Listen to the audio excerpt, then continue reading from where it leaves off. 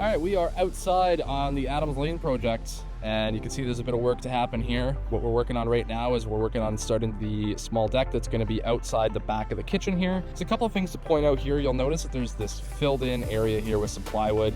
On the interior, this is all framed up, it's insulated, vapor barrier, everything's good to go. It's going to be some vapor barrier that's going to go on the outside as well, but what's going to happen is that from the addition here, where we broke into the back of the garage that's further up, we removed and we kept a bunch of these bricks. So we're gonna have our bricklayer come in and we're gonna tidy that up and make that consistent. We're gonna cut that sill back and you're never gonna know that that window used to be bigger than it was.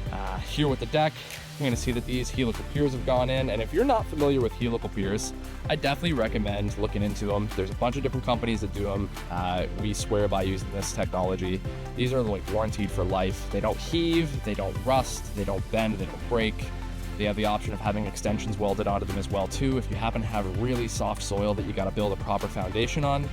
And they're a little bit more forgiving in the sense that if you have a complicated layout, I mean, this deck is very straightforward, very simple, but if you have something where it's multiple levels, weird shapes, sometimes it's really hard to get concrete set properly in the right place. So if you have to move these over, you can take these back out, and the way that they work is they go in on like an auger bit and they get torqued into spec.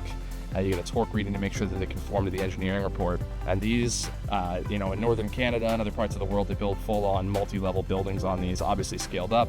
These are what's called an M2 or a P2, and they're great for decks. So your posts are going to sit on this, or your beams are going to sit on this.